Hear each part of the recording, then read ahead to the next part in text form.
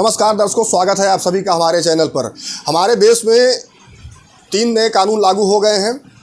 पुराने कानून जो हैं वो ख़त्म हो गए हैं। अब उन 3 नए कानूनों का इस्तेमाल अब नहीं किया जाएगा। अब नए कानून लागू हो गए हैं। भारतीय न्याय संहिता, भारतीय नागरिक सुरक्षा संहिता और भारतीय साक्ष्य अधिनियम।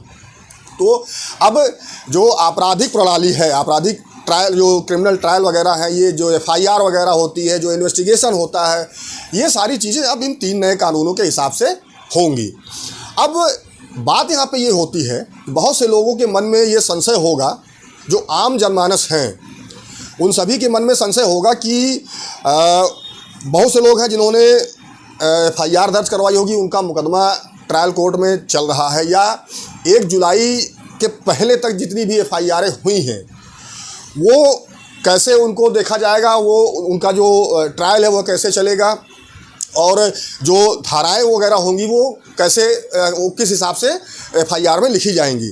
तो देखिए, 1 जुलाई के पहले जितनी भी FIR दर्ज हुई होगी उन सब में IPC के हिसाब से सेक्शंस लगाए गए हैं या लगाए गए होंगे। जैसे मान लीजिए कि कहीं हत्या की घटना हुई और वो 1 जुलाई की रात के 12 बजे के पहले हुई, तो उसमें IPC के सेक्शंस 302 का इस्तेमाल किया गया होगा। क्योंकि 12 बजे के बाद जब 1 जुलाई लग गया तो भारतीय न्याय संहिता लागू हो गई। अब जो मुकदमे IPC की धाराओं में दर्ज हुए हैं उनका जो ट्रायल चलेगा वो कैसे चलेगा। तो देखिए, जो मुकदमे, जो FIR वगैरह IPC के हिसाब से दर्ज हुई है, उनका जो ट्रायल है वो पुराने कानून के हिसाब से चलेगा, यानी कि उस पर नया कानून लागू नहीं होगा। अब हत्या में अगर 302 की धारा दर्ज हुई है तो वो 302 ही रहेगा, वो भारतीय न्याय संहिता की धारा में को रिप्लेस नहीं करेगा।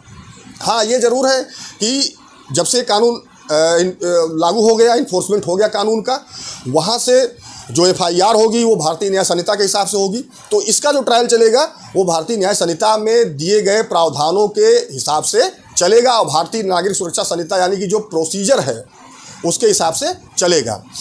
लेकिन जहाँ पे बात आती है IPC की, तो जितने भी मुकदमे 1 जुलाई के पहले दर्ज हुए हैं उनमें जो सज़ा है, जैसे मान लीजिए कि अब हत्या के मामले में 302 IPC में दर्ज है, उसमें कैपिटल पनिशमेंट है और लाइफ इम्प्रिजनमेंट भी है। अब उसका जो ट्रायल होगा उसमें जो सज़ा मिलेगी वो IPC में जो सज़ाएं बताई गई हैं उसी के हिसाब से मिलेगी, चाहे वो 302 का अपराध हो, चाहे वो 376 का अपराध हो, चाहे वो 304 भी दहेज हत्या का अपराध हो, चाहे वो 498 एक क्रूरल्टी का अपराध हो। उन सारे अपराधों में जहाँ भी IPC की धारा का इस्तेमाल किया गया है तो उसमें जो सज़ा होगी वो सज़ा IPC में जो सज़ा बताई गई है उसके हिसाब से होगी। नया कानून लागू हुआ है तो अब जो FIR दर्ज होगी वो नए कानून में जो सज़ाएं बताई गई हैं उनके हिसाब से सज़ा मिलेगी। ये जो नया कानून है वो मान लीजिए कि जैसे एक एग्जांपल देता हूँ कि जैसे 376 है।